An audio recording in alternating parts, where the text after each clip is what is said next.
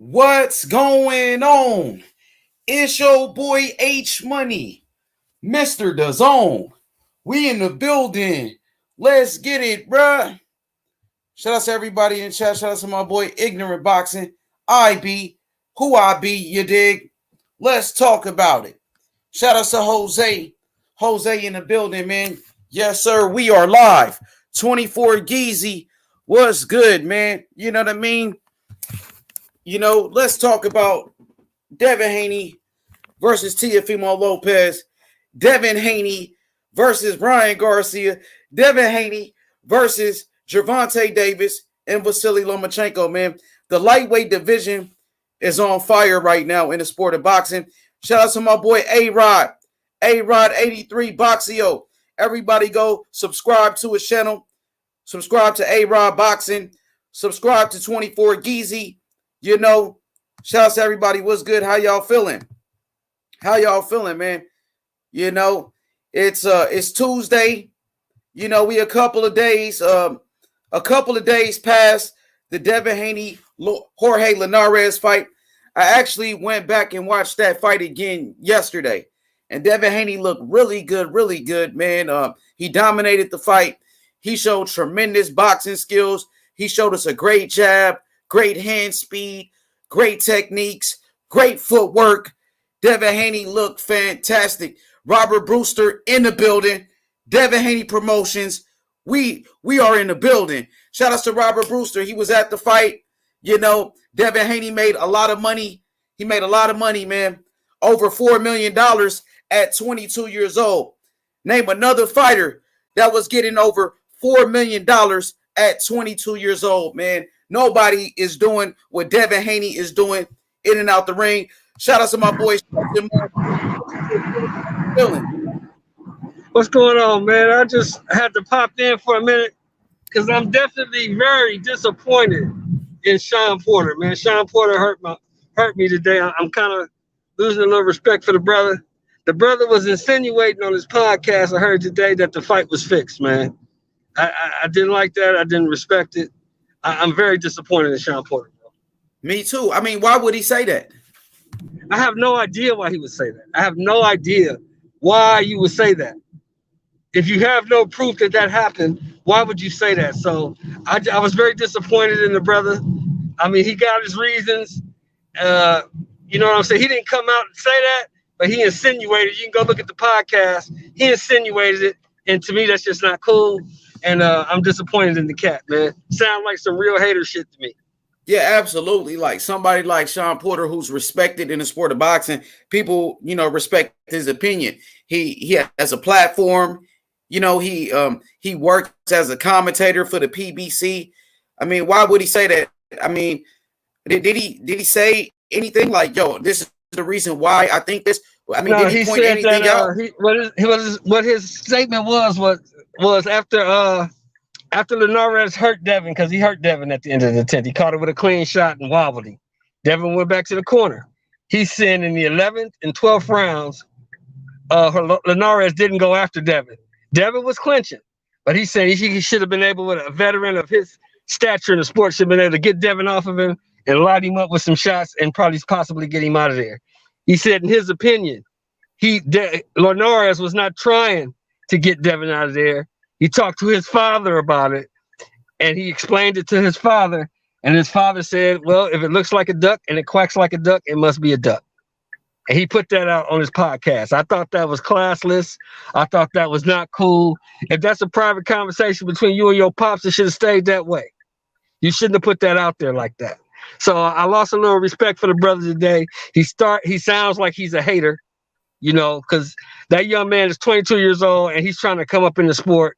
Why would you put something like that out there knowing people gonna pick up on it? So, I just didn't like it, bro. I just didn't like it. Yeah, I seen Fred talking about it today. Fred did a quick video on it. It looks like Fred is gonna talk about it tonight as well. So, it is making some noise. Like, when you put something out there like that, people will respond. People are going to react. Now, yeah, I'm disappointed in Sean Porter, man. Linares came to fight. We all know it, man. We watched the fight, man. He landed a big shot, but Haney never went down. I actually rewatched the fight yesterday. I think people are like kind of, making it bigger than what it really was. Now, sure, he hit Devin Haney with a hard shot, but Devin Haney came back out in round number 11 and kept fighting. And he knew what to do as a fighter.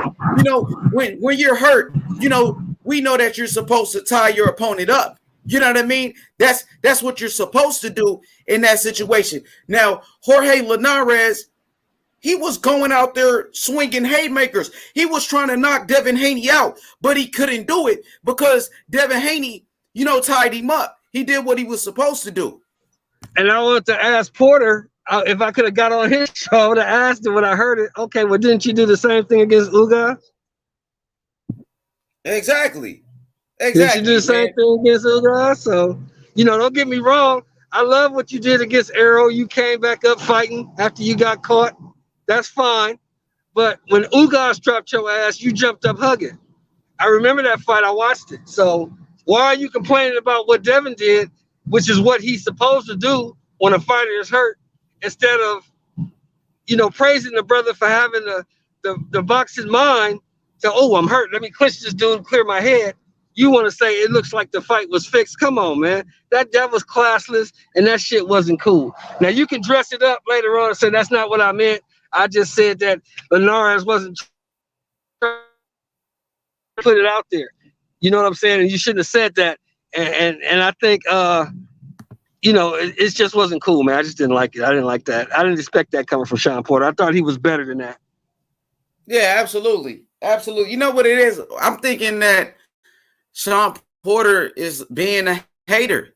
Now, Devin Haney at 22 years old, he made over $4 million in that fight. Sean Porter has never made that much money in his whole career. Do you think it's a little bit of, a little bit of jealousy that a young fighter like Devin Haney is creating so much of a buzz, and Sean Porter been in the game for so long, and he hasn't really became a superstar in the sport, and you think he's just hating on a young fighter?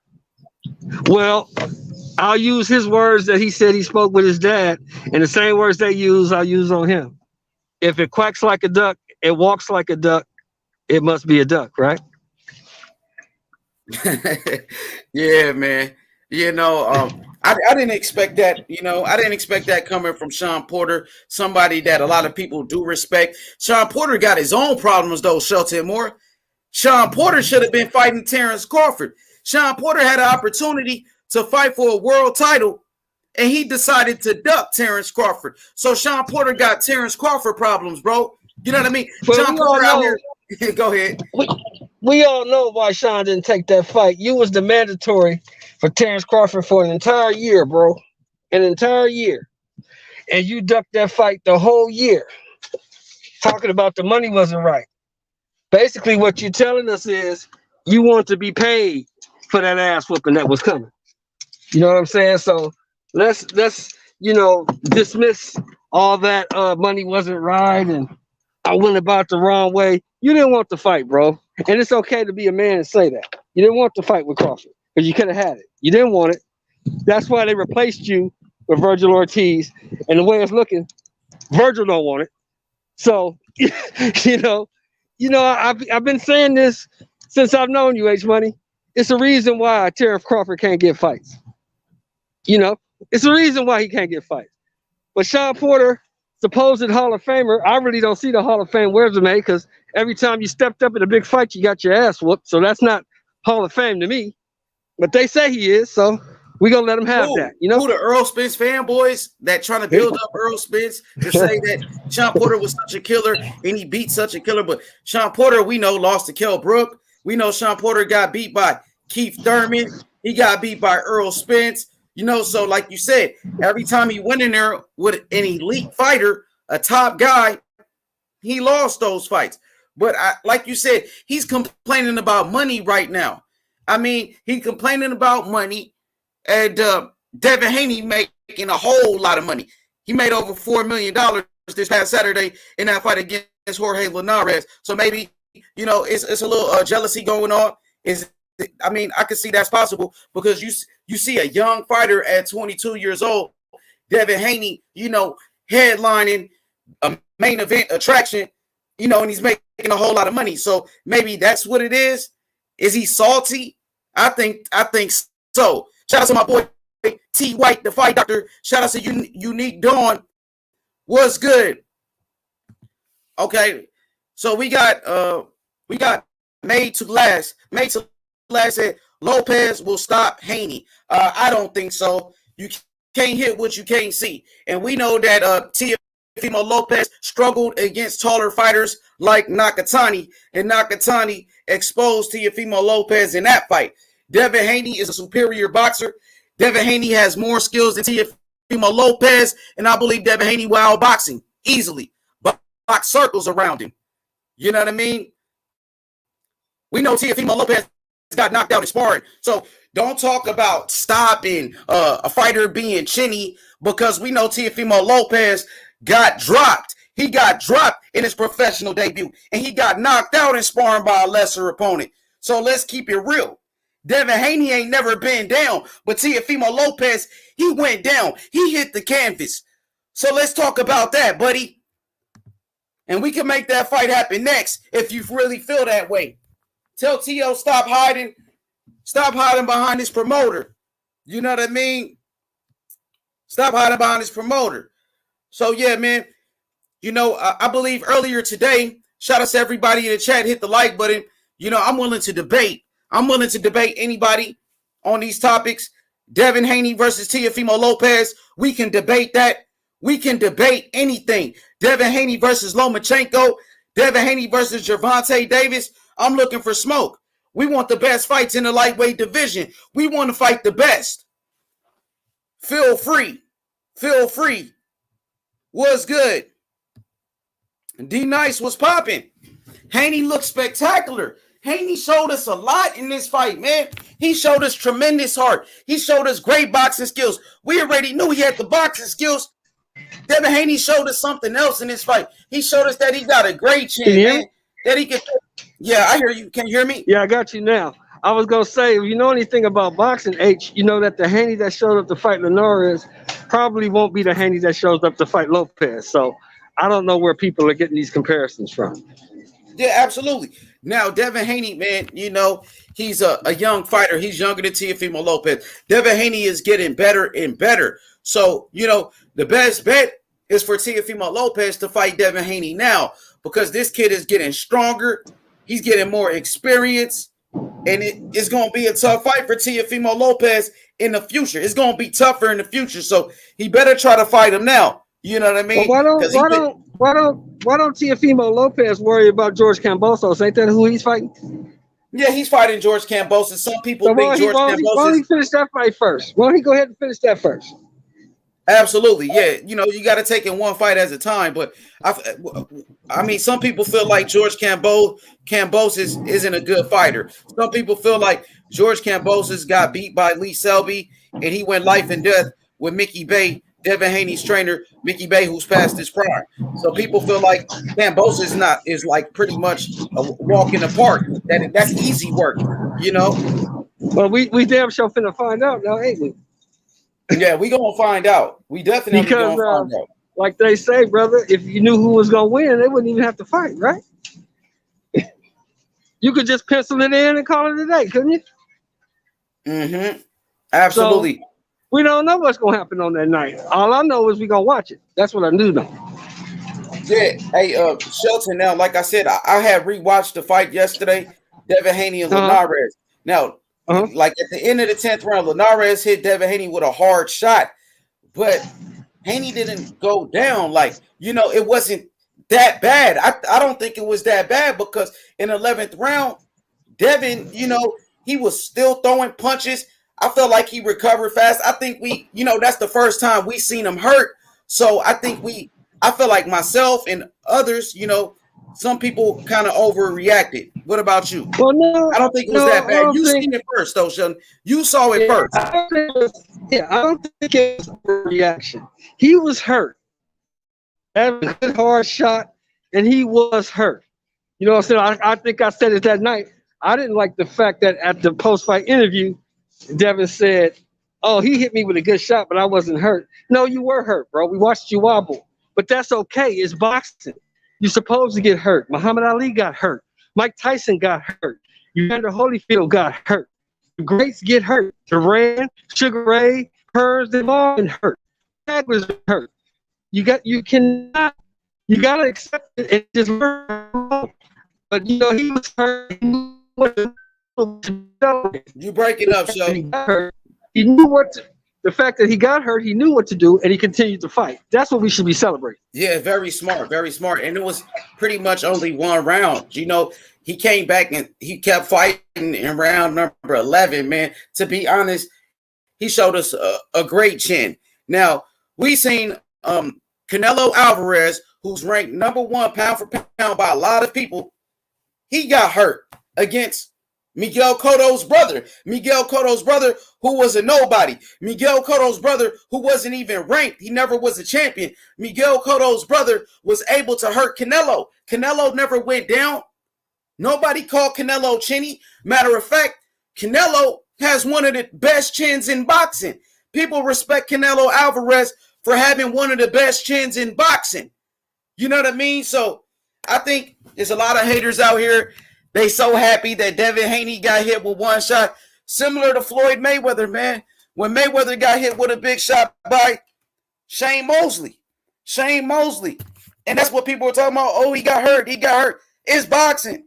You're going to get hit with big shots, especially when you fighting these people at the top of the game, when you fighting world-class fighters. It wasn't like Haney went in there with a bum. He went in there with a nobody. Nah, he went in there with a 3-time world champion, Jorge Linares, somebody with tremendous power. Linares, who dropped Lomachenko, and Lomachenko was considered number 1 pound for pound, and he dropped him. Exactly. But he couldn't drop exactly. Haney. The kid got a chin, man. Go ahead. Yeah, he had a great chin. He showed heart. He showed composure. He showed ring IQ. He showed all those things, and that's what we should be celebrating instead of trying to hate on the kid and say he's chinny and all this other stuff. It's like the kid's damned if he does and fucked if he don't. Damned if he don't and fucked if he do. No matter what he does, they're gonna complain about it. So exactly, he just got to move on, go to his next fight, keep winning, and silence the haters as much as he can. Yo, what's good, Meth? What's good? Assalamu alaikum. Wa alaikum salam. How you doing, brother? Yeah. I'm doing good. As far as Ron, as you can see in my picture, he's a coward, bro. I've been saying it. I think anybody that supports Ron has mental issues. They had some soul searching to do about themselves, about what's real and what's fake. Ron is an example of a gimmick. He's just a gimmick in boxing. I think he's being pimped out. As long as possible until he gets fully washed. As far as Devin, and the situation that occurred for the moment in the fight, it's not him getting hurt that was my issue. I thought about when you said with Mickey Bay when he fought John Molina, and it's playing around. I always say it's when you abandon your skills and stuff like that happens. We saw that with John Molina and Mickey Bay. When John Molina was fighting Mickey Bay was whipping his ass. You see what I'm saying? And then he started playing around, and then he got clipped. And then sometimes it's hard to bounce back depending on the shot that's given and who's in front of you. And again, it's a learning lesson. It's a great thing that it happened in his younger year because he's not even in his prime. We can see it in his build and his everything with Devin. He's not in his prime. So it's a great thing that it occurred now and not later. You dig what I'm saying? Because I always use Roy Jones as a perfect example of a fighter where the talent superseded the skills. You can get away with a lot of things a person will do. That's just human nature. So I look at it as if when you go to the gym, you got some things to work on and remain disciplined. I don't understand why fighters are I think they just so glad that he finally showed a chink in his armor. But it's not the same chinks as they have. Their issues are skills. You dig what I'm saying? A lot of those fighters have no skills, or their skills are subpar. Devin's skills aren't subpar. It was a different thing, and that's what I'm glad it happened now, and it didn't happen in a major fight. You dig what I'm saying? Like the fight for like undisputed. You dig what I'm saying? An undisputed fight or something. With all the marbles on the line. It was a great learning lesson.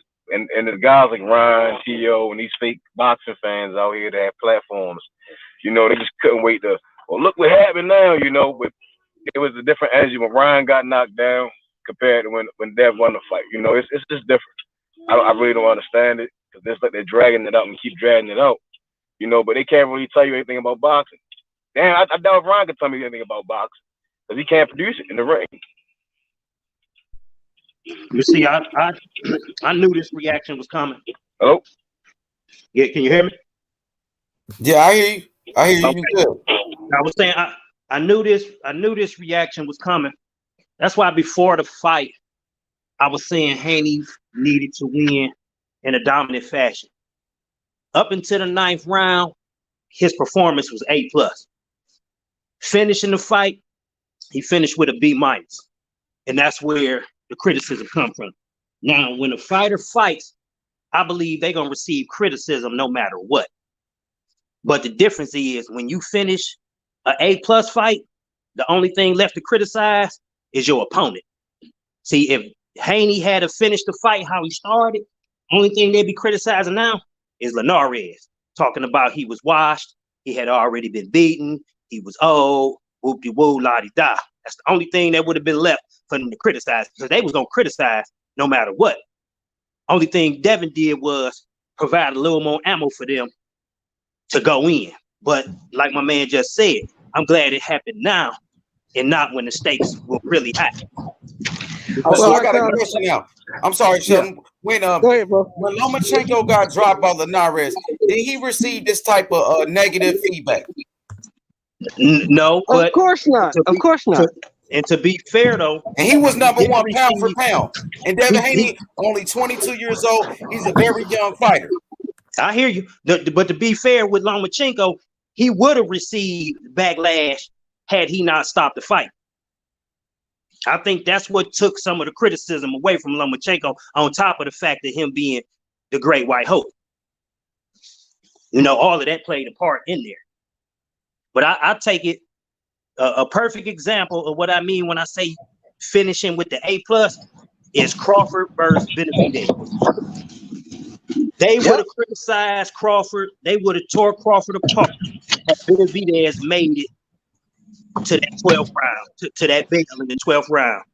Exactly. Capped off a beautiful boxing exhibition with a knockout. There was nothing left to criticize but Benavidez.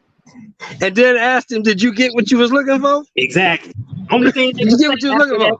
Only thing that was left to say after that fight was Benavidez was on one leg. Well, that's his fault. He shouldn't have gotten the goddamn ring. Shouldn't have never got in there. And that's what I feel about fighters. It's better for them to criticize your opponent than your performance. Yep, and that's the real. I was told this a long time ago, D Nice, and it holds true today. It says when motherfuckers don't like you, there is nothing you can do to change their opinion. Nothing at all. Nothing at all, because they gon' find shit to pick holes at. It's up to you not to give them no ammunition. Better them throw rocks than bullets. That's a fact. But yeah, I think it's all a learning lesson for Haney. And I think my major issue lies with I'm not one of them ones that subscribe to the triangle theory.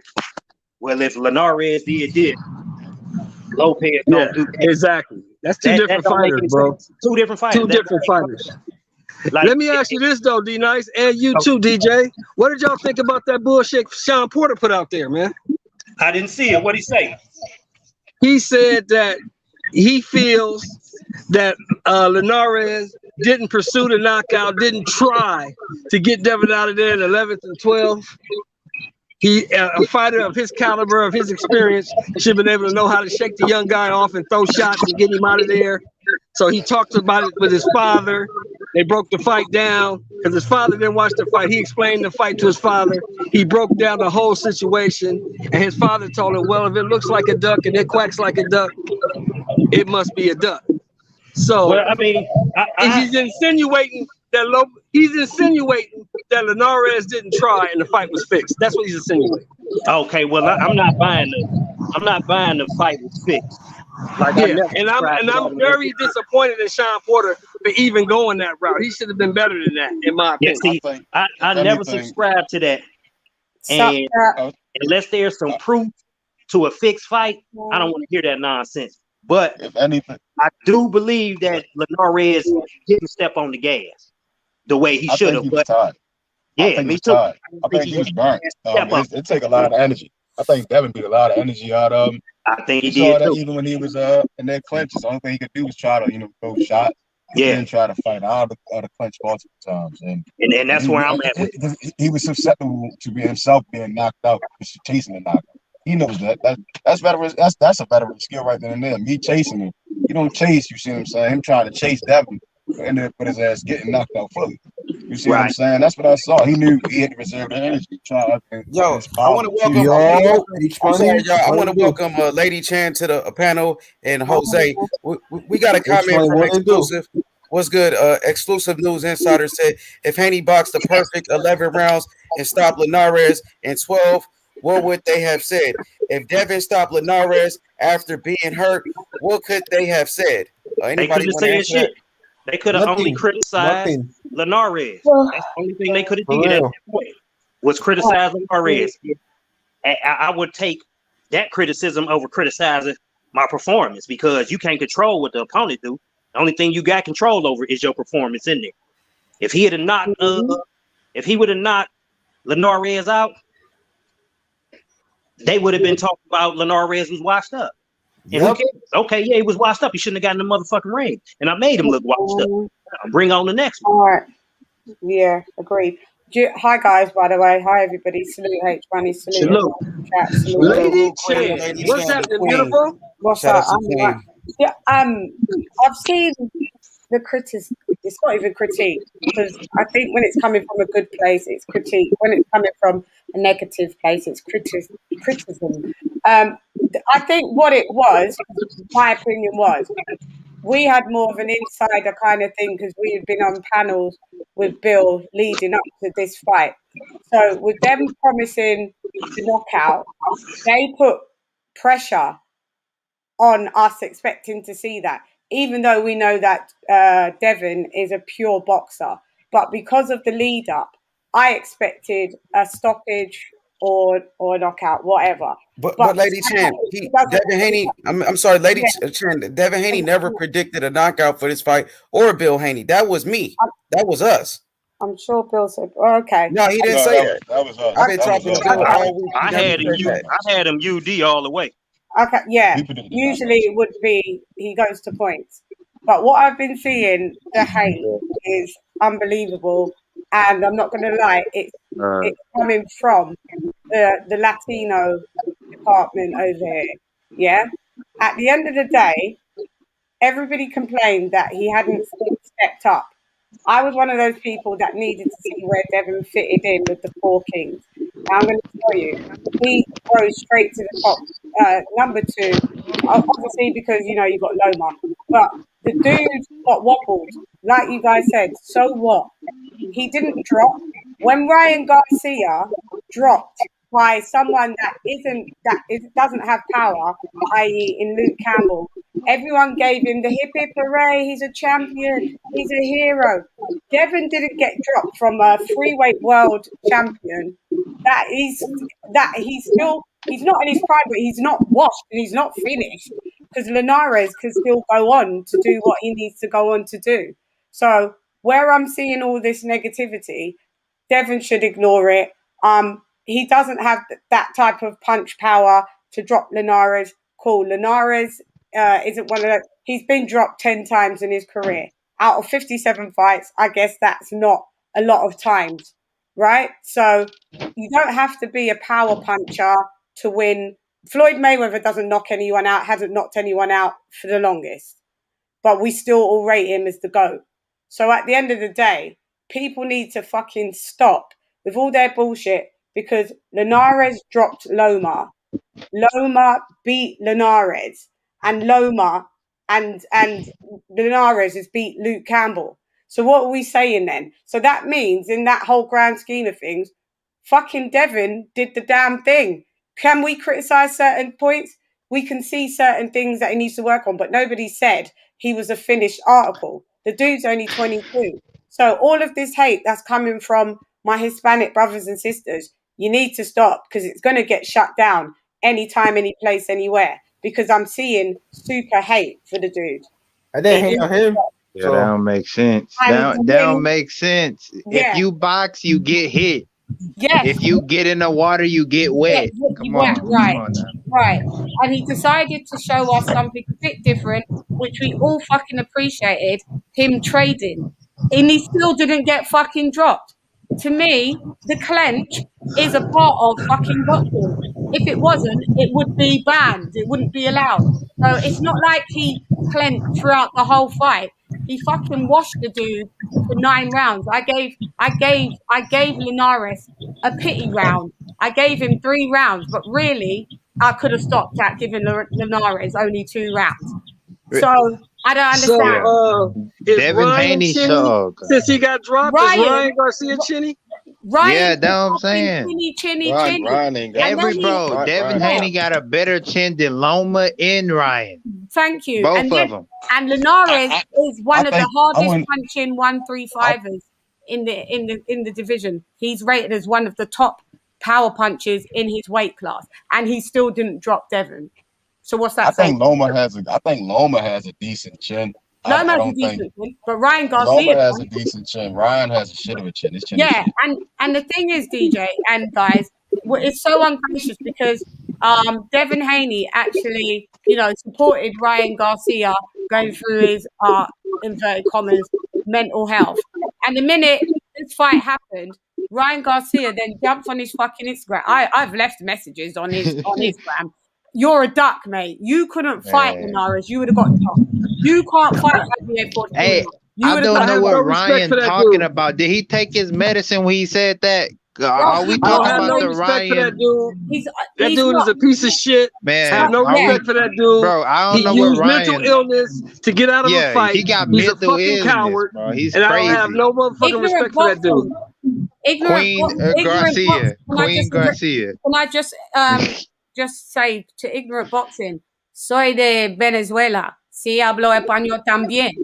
Sí, soy Latina también. Sí, so don't try and say I'm generalizing because I'm Latina. So if I want to say fucking, I don't know what that meant, man. Wait, let me finish. So if I want to say something about the Latino community, I can. If I want to say something about the Black community, I can because I'm both of them. So wait, what? No, because ignorant boxing is saying that I'm generalizing all Latinos to being against Devin. I'm not generalizing. I'm saying where I've seen the fucking hate come from is the Latino community. And I'm well in my rights to be able to call that out because I am Latina. And also I'm in my rights to talk about Black because I'm Black Latina. So don't. Wait, okay. Whatever. Ryan don't want to step in the ring. He just talk. He don't want to step in the ring. Because he got no the people she's saying, right? And I'm glad you said that because there's people out here like the platforms that are hating. They're not even critiquing the match. They're not sitting down saying, "Well, what could have Linares did better? What could have Devin done better?" Any of that, it's just people just downright hating. And those haters, they're protecting the Ryan Garcias. They don't like Devin. That's why Ryan they don't like Devin, bro. Do you know where that hate comes from? Ryan Garcia Nobody is able to get away with doing it's not Devin. sucker shit like that. If people, the shit is race-based, bro. The shit is race-based. Bro, the truth. Man, the truth is, man, you see a black fighter, they gonna hate him. They gonna hate him regardless. I don't think they necessarily hate Devin. That's the truth, man. They hate Eddie Yes, they do, bro. The card. But what about we talk about the scorecard, bro? We talk about the scorecard. That scorecard wasn't nowhere close. It wasn't nowhere close. Yeah, because that's with Canelo. It wasn't nowhere close, bro. Even with Ryan, they had Ryan sitting there. Devin Haney did you see? Hold on, the Logan Paul fight. They had Ryan out there sitting with all the celebrities and stuff.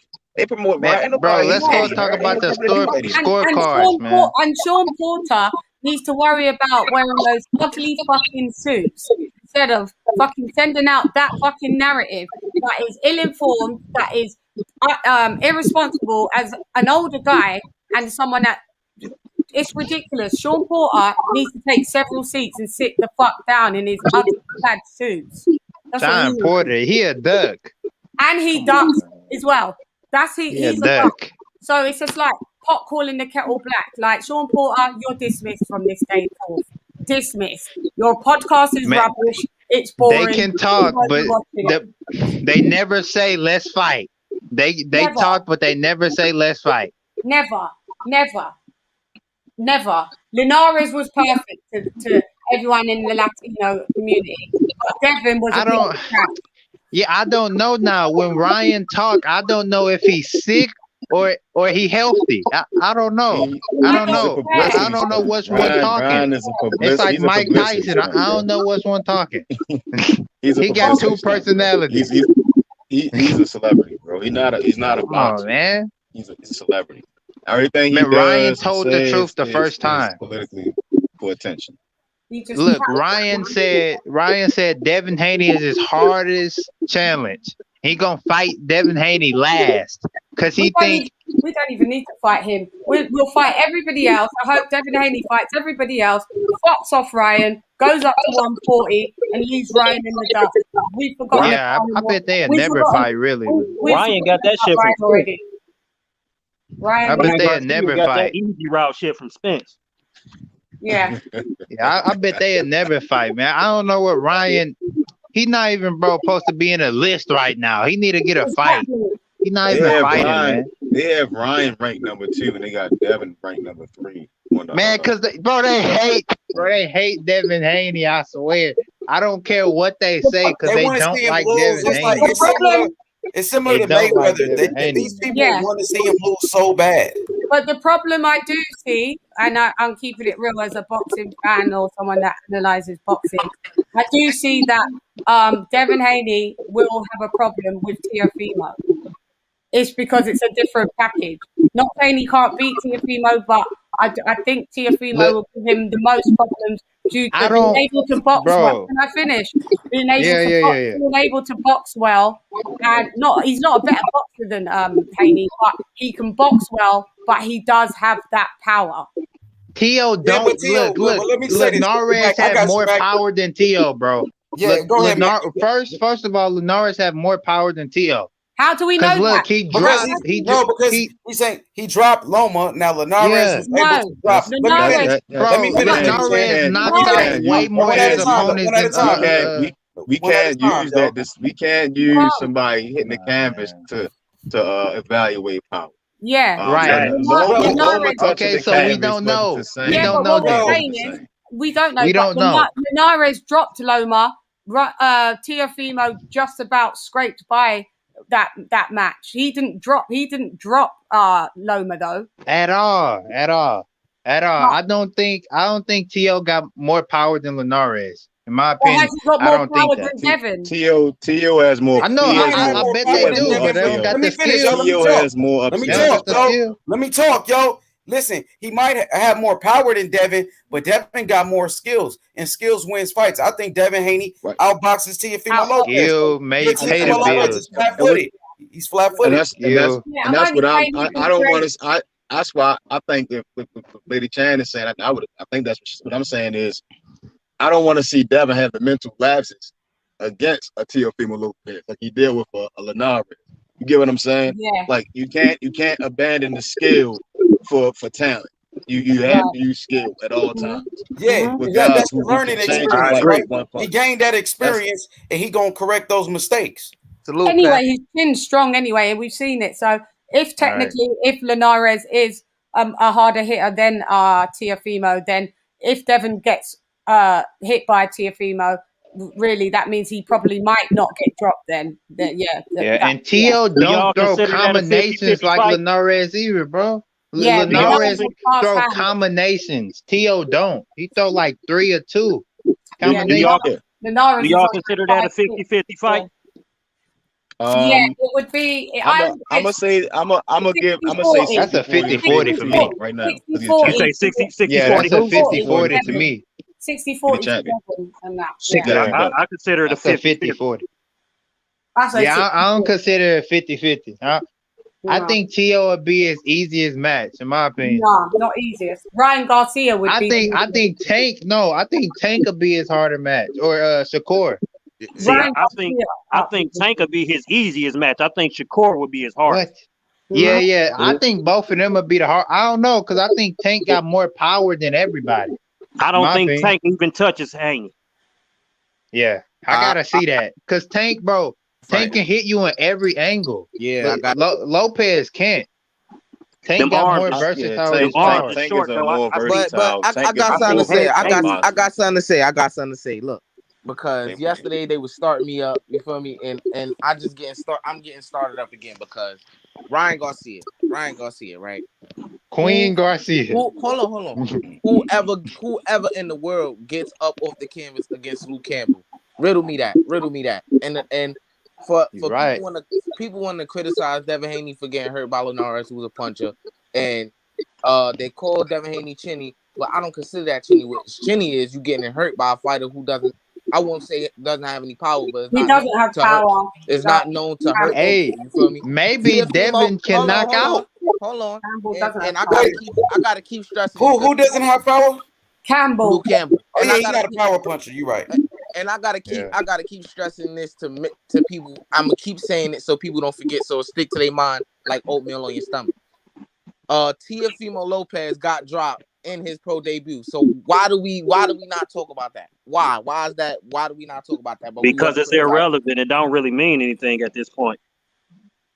Okay. People don't criticize him. They criticize Devin Haney. But they criticize Devin Haney. That's what happened when people consider you as great. You know what I'm saying? You got to take what come with that.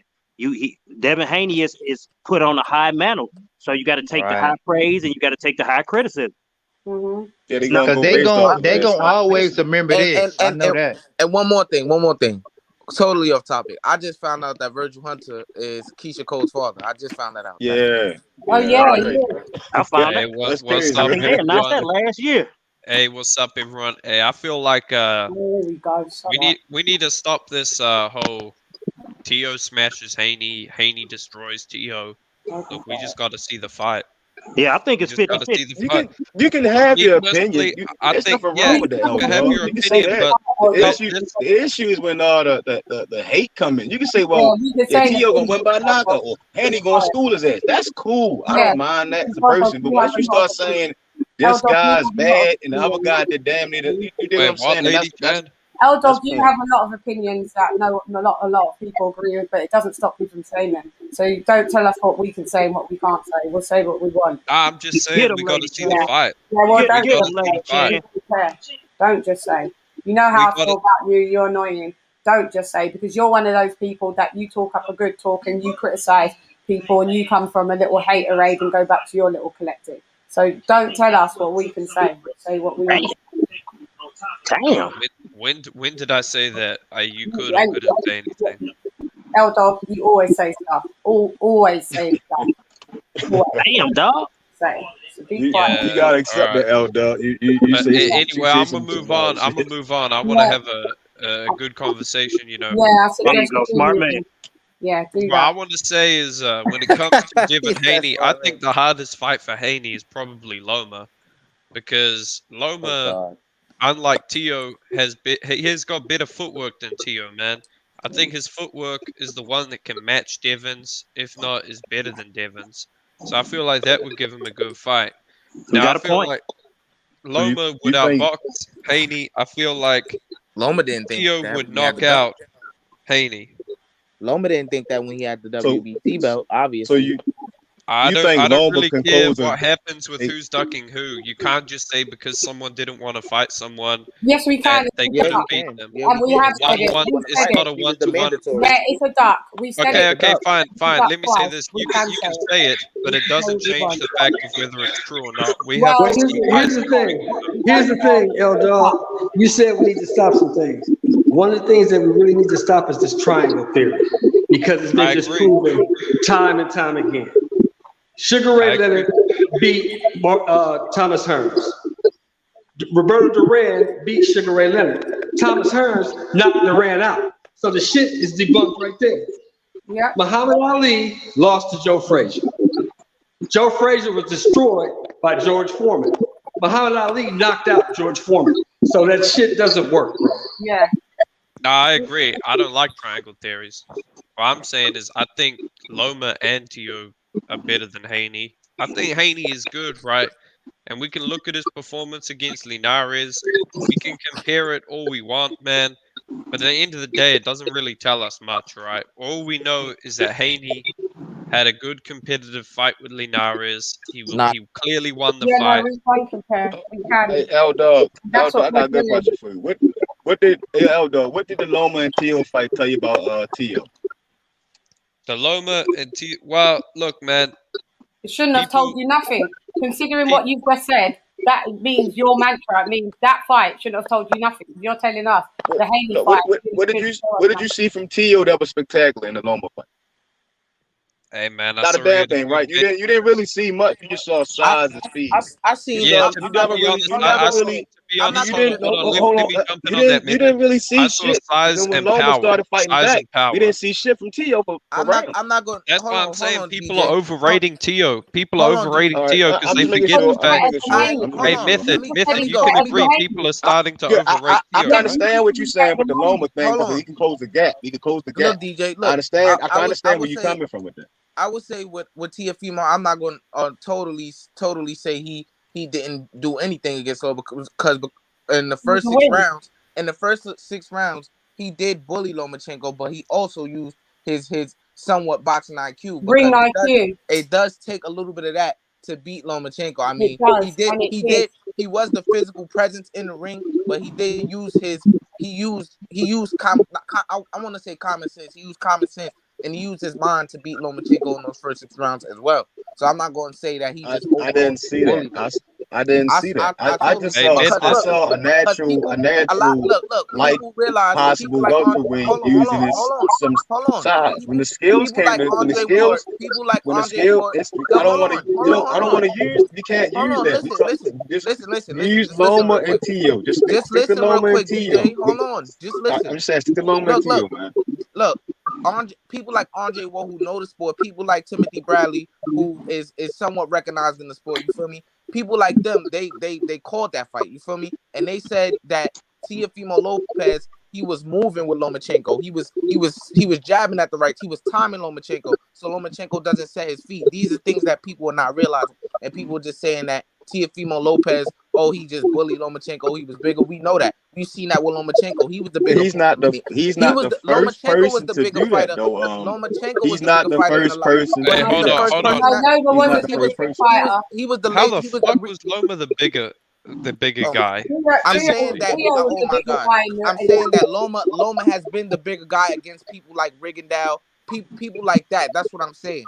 And Yeah, but people give him credit. Tio was People bigger give him than credit for that win. And people were saying, "Oh, Teofimo Lopez was big. He didn't really do nothing. He just bullied Lomachenko. People don't give him no No, type he of credit." used I don't his think that's size. fair. He surely did use his Look. size. He did use his size to win that match, and that's nothing wrong with it. Yeah, exactly. You got to work Lomachenko, around what you have. Lomachenko is a small dude. He came up to 135. Naturally, Teofimo is a bigger dude than him, so he used that with a decent ring IQ. But we don't use that excuse for when Linares dropped him. We don't use that excuse. We don't say, "Oh, Loma's the smaller." Nobody bring that up because Loma stopped. That's a good It's point. a combination. That's a good point. No, but we didn't say that he solely won because of his size. It was a combination of things. Like I said, it was his size versus his ring IQ versus his power. Those threes combined on a Lomachenko, it surely did him damage. Did it do him damage where he dropped? No, but he was surely outboxed with Okay, so boxing all right. skills. We saw more Lady from Chen, so Linares all right, so look at it like this. than Tio Loma. All right, so I can guarantee you. Loma wins and we don't hear this, but if he loses or come up short, we hear this. That's what I'm saying. If he beats Bro, Nakatani, we do hear it, man. If he beats Nakatani, what's it gonna be? When he beat Linares, dude, everyone was saying Loma looks vulnerable at 135 because of his size. That's what everyone was saying. So I don't know where this narrative that no one was ever saying it. And if we want to talk about that Lopez fight, we got to factor in Lomachenko did have a shoulder injury, and that's facts. We don't care. I Yeah, don't even want to. I don't even want. Nobody, I'm gonna say. he I'm shouldn't have gone in the say ring. they picked him at a good He time. shouldn't have gone in the ring. He shouldn't have gone in the ring. That's the champion mentality, Yeah, though, but man. he shouldn't have gone in the ring. and if To nobody use cared that as an excuse, we and don't if no, care. and if nobody cared Yeah, that I don't. Pacquiao, if nobody cared that Pacquiao had a shoulder injury in the Floyd fight, nobody's hearing Yeah, Loma. Nobody. I'm yeah. sorry. Right.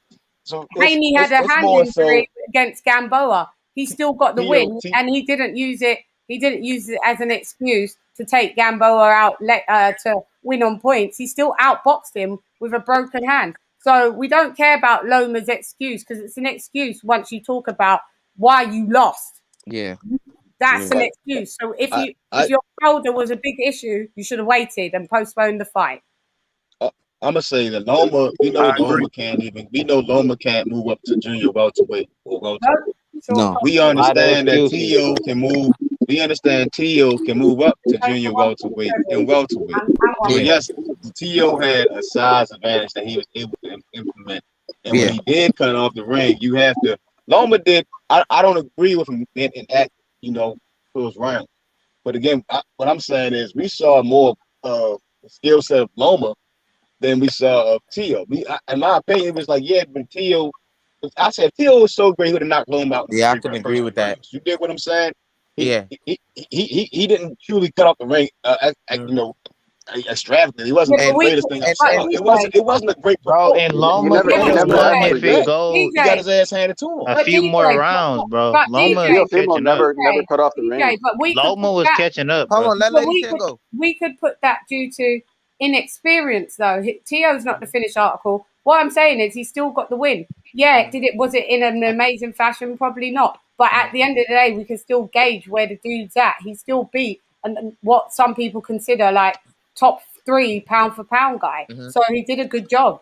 And to add on to DJ, I was only saying that because L Dog said they believe that Loma and Tio could both be handy. He's saying skills, and I'm saying, well, what skills have we seen that Tio had that were extremely better than Haney's? And to add on to you, DJ, I totally see what you're saying, and I can understand it. He's got knockout power. With Teofimo, I don't think he was as accurate as people making it out to be. And when Loma started to press the gas, he was countering him. I seen him slip Teofimo jab and hit him with the left hand numerous times. He backed him up and he threw a lot of combinations. If that fight went another 2 rounds, and he would have won. And he even Loma. And he even hit Teofimo on the equilibrium that I saw. And, it really wasn't effective, but it was a good punch. Well, that's because Loma's a badass. That's why. Yeah, he really. But Lomachenko lost. Bro, imagine what Devin Haney can do. Imagine what Devin Haney can do. Loma can do that. Devin Haney would probably get TKO'd. See, I think what? He'd be great. Bro, how? Teofimo's probably going to TKO Haney if he. How? Wait, how? With his hands. Teofimo don't have so much power. Why do y'all think he got so much power? Now that's blasphemy to say, man. Because I watched boxing. Okay, why do you think he have so much power? He didn't even knock out Loma or knock down Loma. That's one person. That's because Lomachenko's probably Lomachenko's. Listen, guys, Lomachenko's the best in the world. That's why he's hard to hit. You should know. Look, you should know. You know he's not getting knocked out.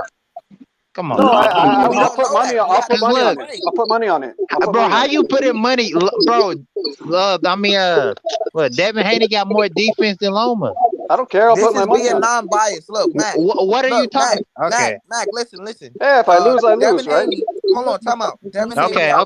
Devin Haney at 135 has the best defense, and he still got hit by Linares, so we really don't know. We will have to see the fight. But he got hit, but he got a chin. Hold on. I believe that he will outbox and beat Devin Haney, but we don't know. We really don't know. We can't just count Teofimo out. He has 3 out of the 4 major belts at 135. Bro, okay, it's a fight, right? It's a fight, right? So it's a chance he will get knocked out because if it's a fight. It's a fight. You're right. I think it's a 50% chance. I don't think it's a 50% chance. Yeah, I don't think it's a 50% chance. Yeah, it's a coin flip. Bro, no, it's not. No, it's not because, bro, Devin Haney is not a knockout puncher. He's a boxer. So it's not no 50-50 chance. I think get he a is. head I out. think It's it's not a 50% chance. And I say this. I say this. Can win that fight. All right, let me ask y'all this. How big of a chance do And y'all Devin Haney can win that fight. Let me ask y'all this. Yeah, exactly. It's a 50-50. Let me ask y'all this. I think it's a 50-40, bro. Let me ask y'all this to try to You say 50-40, where the other 10 go? Hold on, the other guy. I think Linares had better knockout power than Lopez. All right, let me ask y'all I think this. Haney has knockout I don't power. agree with that at all, man. I don't agree with that at all. All right, hold on. How? Hold on. Let me try to ask y'all this to try to compare. All right, so what do y'all think the chances of Deontay Wilder knocking out Fury is? Pretty good because he's 50-50 because he's training a lot better now. He got that knockout power. 60-40. All right, he's taking the fight a little more serious. Wait. So you saying Loma got Deontay Wilder power? That what you saying? No, what We're I'm not saying. talking about lower. This 60-40. This is a comparison. This is a comparison to Haney Lopez. This isn't a comparison to that. So, Lopez only throw like 3 or 2 shots. He don't even do combinations that well. Well, I'd say if you're comparing it, he takes ring generalship very well. No, he don't. No, he don't, bro. He did against Loma. He did against Loma, dude. Lopez throw, bro. I mean, Linares throw way more combinations than Lopez.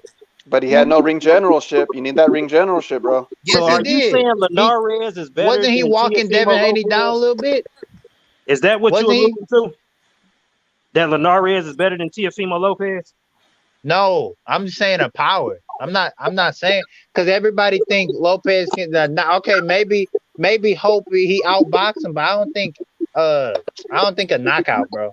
I don't think a full knockout. No, it's not. Fair. Bro. That's fair. Like, and that's definitely plausible. Like Haney could go in there and Haney could shut him out for 12 rounds. He can only outbox him for 12 rounds. That's his only way of winning. It's equally possible. No, I don't believe that's Haney's only way of winning either because everybody got a sweet spot. Bro, Haney got that knockout power. Lopez don't have that crazy knockout power. Do you guys think Haney can back Haney got more power than Lopez, bro. How is Haney going to back up Lopez? Knockout power. Anything can happen. Haney can back up Lopez. It's still a fight. I think Haney. Do you get we throwing punches? Do we get you throwing punches? Anybody can walk anybody down if you throwing punches. But Haney doesn't have. Oh, you got a counterattack, man. He doesn't have. No, bro, I never saw Lopez counter. Did he counter? Yeah, he did. He's all about crazy counter, but I'm just saying he can walk Haney down. That's what's going to happen. Haney can walk Lopez down. Surprised me in the Lomachenko bro, he don't have fight. to have power to walk somebody down. The boxes is punches, bro. And I will have to see in Teo's next fight if he moves his head because I've never really seen him move his head. Right, all the time. Teo don't have. If you're the ring general, you don't have to move your head, man. Yeah, that's a fact. Okay, why are you saying he counter punches so well then? He don't move his head that well. Anytime I'm talking about the other guy. Anytime Loma tried to engage, she got caught up. Yeah, he did. No, bro, Loma was beating him, bro. If it was go 2-3 rounds, Loma could have beat Teofimo Lopez. All right, and that's the truth, bro. But you never saw Devin Haney lose that much rounds in his whole career. Hold on, like what Shelton was saying. Come on, man. This is like what Shelton was saying. This is a triangle theory that we saying. Oh, this guy beat this guy, so this guy could beat that guy. Look, Lomachenko is not a fighter who does well on the back foot. Devin Haney does well on the back foot. He does well going forward. He showed us that he does well going forward. In the Linares fight, he could fight going side to side. He can fight in numerous amount of ways. Bro, he can actually pressure you too. Devin Haney can pressure you. This is not an easy. I wouldn't say this is an easy fight for Devin Haney. No, Teofimo, but I do favor Devin Haney because he does a lot more. And Teofimo, he boxes well, but he doesn't box as well, like Lady Chen was saying, as Devin Haney. You guys are echoing. And Devin Haney, he doesn't have the punching power of Lopez. That's what we factor in. You feel what I'm saying? So because he boxes well and he has punching ability, we give him a good chance. But Devin Haney, we look at him as just having great boxing ability. So we're like, okay, if he got hurt by Linares, so okay, yeah, he's gonna get hurt by Lopez, and he got power too. Didn't he hurt Linares in that fight? Yeah, with a body shot. Right. So he got power. He got power. Listen. He buckled Linares with 2 left hooks. Linares' body went down. He came back up. He has the punching power. He don't got pillow fist. So y'all thinking pillow fist. Devin Haney don't have pillow You just fist. have to look, Matt. You just have to look at. Well, no, stats. Loma hits harder than Look Haney. out the stats. Yeah. I don't know if he hits harder than Loma hits harder. I think it's just a fact. I think it's just a fact of. Yeah, but look at the stats. Look at his KO ratio. Haney's KO ratio. Sorry, it's not high. I don't think that Loma necessarily hit like Lady Champ. I don't think he hits harder. I just think he has a I think he has a better eye of finding a punch. Devin Haney, he just relies a lot on boxing, and I really maybe, bro. I really would like to see him press the action. But Loma don't have crazy power, bro. He hits a lot of fighters with punches they do not see, like the body shots. You hit a body person with a body shot they do not see. He's good at finding the right body shot. That's what it is. With I don't think he's necessarily stronger than Devin Haney. He just has the ability to find the right body shot to get a lot of his opponents out of there. Yeah, bro. I think Devin Haney can walk Teofimo Lopez down, bro. You just butchered his name. No, he won't. That's the name of that. It's a fight, bro. Y'all don't get it's a fight. Honestly, I think that'll be a very boring fight. Down, bro. It'll probably be a boring fight. I think he can, but I don't think he. Yeah, okay, it's a boring fight because he win, bro. No, because they won't really hit each other. No, that's what they that's what they gonna say. If Devin Haney win, it's gonna be a boring fight. That's what they gonna say. Yeah. Well, any fight that he wins is a boring fight. That bro, it's not. He can get a knockout. Did he get a knockout before? I wouldn't understand. Until recently, I've never went back and watched the Devin Haney fight until the last fight. That fight was so entertaining. Like I was so surprised and so impressed that fight was so impressive as it was. And I like Devin Haney. He put on a masterful performance, and I believe that people should not discredit. Like I know it's gonna happen. It happens with as far as adversity. Tank got discredit. Tank always gets discredited. Haney's better than Tank. Lopez gets discredited. I mean, all fighters get discredited. So like we're saying this now. You feel me? Like no fighter gets their full credit. So you know. Wait, okay. This guy do this guy think Teofimo Lopez can beat Tank? What about this? No. Yeah, absolutely. Okay. No. I think that's an extremely 50-50 It would never be a day Teo beats Tank. It's too big. Bro, Tank would knock Teofimo Lopez out cold, bro. Lopez is too big. That's the bottom line, bro. I don't believe Tank stand a chance. Yeah, Tank. Lopez is too big, too strong. Tank knocks Lopez bro, out. Lopez is you too know big, Tank not getting dropped for Teofimo Lopez. Tank is too small. Lomachenko didn't get dropped. Teofimo will never be a day. Lomachenko didn't get dropped. Ryan Garcia beats Tank Davis, dude. I mean, come on. Oh my God, you stupid, bro. Now you going far, bro. He a hater, bro. Ryan Garcia is gonna clean out the whole division. You're a hater now, bro. You saying Queen Garcia gonna beat Tank? Hold on, we respect everybody's opinion here, but that opinion is just out the window. Crazy. Again, I'll put my money on it. I don't think Garcia can beat. He's standing on his principles, bro. I don't think Garcia can even beat Linares. He can't even beat Rolly. Forget Linares. I think he's the future. I think he don't even want to fight Linares. So how he gonna fight Tank? Rolly Romero is the worst. Come on, man. Rolly knocks Ryan out, bro. He gonna catch me. Ryan's the future of the division, man. No, he's not. Ryan has no. It's okay. Lopez is more the future than the division. The future of the division if he doesn't fucking fight. He's young. Give him some time. He doesn't fight. It's okay. He doesn't, bro. Oh my God, you ride on Ryan. You taking up the spot. You just a fan of Ryan, bro. That's all you are. You a fan of Ryan. Hold on, DJ. Hold on. He's mad biased. Hold on, Lady Chan. It's okay. Yeah, he is biased, bro. It's okay for us to support who we want. The same way y'all biased. Nah, he's biased, bro. Ain't biased. You biased for Haney. It's okay. It's okay. We accept a lot of people's opinions. It's okay. Hey, what you think about Shakur? Hey, what about this guy? What you think about Shakur, bro? Hold on, let me what you think about Shakur?